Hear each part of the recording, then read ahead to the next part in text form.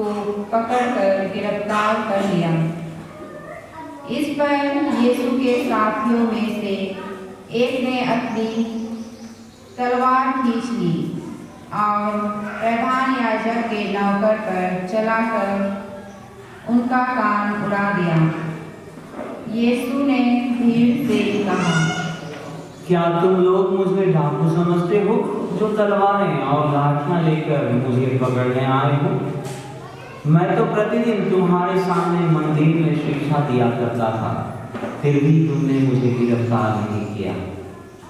यह इसलिए हो रहा था कि धर्म ग्रंथ में जो लिखा है वह पूरा हो जाए।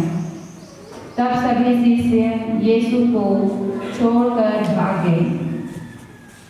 एक युवक अपने नंगे बदन पर चादर ओढ़े यीशु के पीछे हो लिया। भीड़ ने उसे पकड़ लिया, किंतु वह चादर छोड़कर नंगा ही भाग गया। वे यीशु को प्रधान याजक के यहाँ ले गए। सभी महायाजक, नेता और शास्त्री इकट्ठे हो गए थे। पेतरुस कुछ दूरी पर यीशु के पीछे पीछे चला।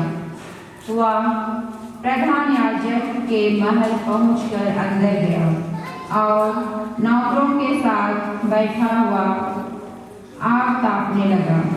महायाजक और सारी महासभा यीशु को मरवा डालने के उद्देश्य से उनके विरुद्ध झूठी गवाही खोज रही थी, परंतु वह मिली नहीं। बहुत से लोगों ने तो उनके विरुद्ध झूठी गवाही दी, किंतु उनके बयान मेल नहीं खाते थे। तब कुछ लोग उठ खड़े हुए और उन्होंने यह कहकर उनके विरुद्ध झूठी गवाही दी, हमने इस व्यक्ति को यह कहते हुए सुना, मैं हाथ का बनाया हुआ यह मंदिर ढा दूंगा और 3 दिनों के अंदर एक दूसरा खड़ा करूंगा, जो हाथ का बनाया हुआ नहीं होगा। किंतु इसके विषय में भी उनके बयान मेल नहीं खाते थे। तब प्रधान याजक ने सभा के बीच में खड़ा होकर यीशु से पूछा, ये लोग तुम्हारे विरुद्ध जो गवाही दे रहे हैं, क्या इसका उत्तर तुम्हारे पास नहीं है? परंतु यीशु मौन रहे और उत्तर में एक शब्द भी नहीं बोले। इसके बाद प्रधान याजक ने यीशु से पूछा, क्या तुम मसीह परमस्तुत्व के पुत्र हो? यीशु ने उत्तर दिया, मैं वही हूँ। आप लोग मानव पुत्र को सर्वशक्तिमान ईश्वर के दाहिने बैठा हुआ और आकाश के बादलों पर आता हुआ देखोगे। इस पर महायाजक ने अपने वस्त्र फाड़कर कहा, आप लोगों ने तो इस निंदा सुनी है, आप लोगों का क्या विचार है? और सबका निर्णय यह हुआ कि यीशु प्राणदंड के योग्य है। तब कुछ लोग उन पर थूकने लगे और उनकी आंखों पर पट्टी बांधकर यह कहते हुए उन्हें घूंसे मारने लगे, यदि तू नबी है तो बता, किसने तुझे मारा है? नौकर भी उन्हें थप्पड़ मारते थे। पेतरुस उस समय नीचे प्रांगण में था। प्रधान याजक की एक नौकरानी ने पास आकर पेतरुस को आग तापते हुए देखा और उस पर दृष्टि गड़ाकर कहा, तुम भी यीशु नासरी के साथ थे? किंतु उसने अस्वीकार करते हुए कहा, मैं ना तो जानता हूँ और ना समझता कि तुम क्या कह रहे हो। इसके बाद पेतरुस फाटक की ओर निकल गया और मुर्गी ने बांग दी।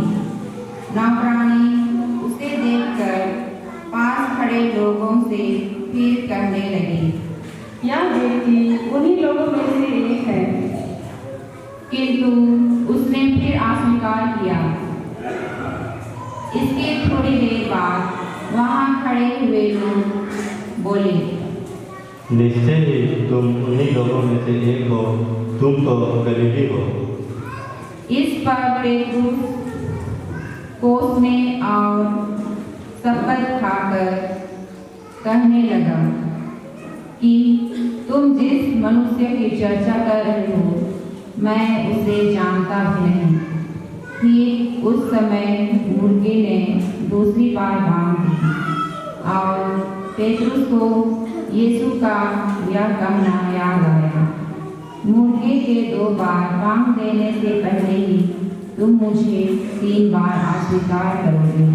और वह फूट फूट कर रोने लगा।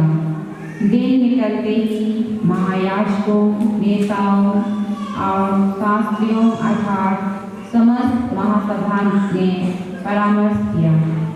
इसके बाद उन्होंने यीशु को बांधा और उन्हें ले जाकर पिलातुस के हवाले कर दिया।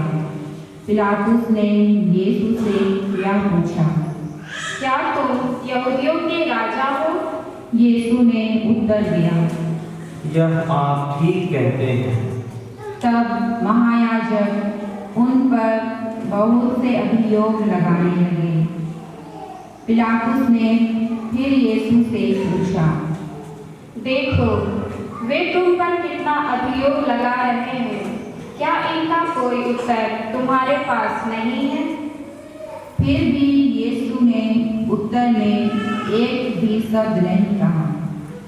इससे पिलातुस को बहुत आश्चर्य हुआ। पर्व के अवसर पर राज्यपाल लोगों के इच्छानुसार एक बंदी को रिहा किया करता था। उस समय बराबस नामक व्यक्ति बंदीगृह में था। वह उन विद्रोहियों के साथ गिरफ्तार हुआ था जिन्होंने राज्यद्रोह के समय हत्या की थी। जब फिर आकर राज्यपाल से निवेदन करने लगे कि आप जैसे करते आए हैं वैसे ही हमारे लिए करें, तो पिलातुस ने उनसे कहा, क्या तुम लोग चाहते हो मैं तुम्हारे लिए यहूदियों के राजा को रिहा कर दूं? वह जानता था कि महायाजकों ने ईर्ष्या से यीशु को पकड़वाया था, किंतु महायाजकों ने लोगों को उभारा कि वे बराबस की ही रिहाई की मांग करें।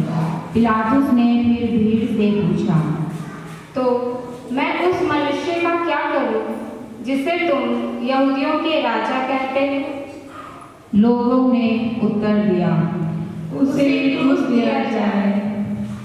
तब पिलातुस ने कहा, क्यों, उसने क्या अपराध किया है?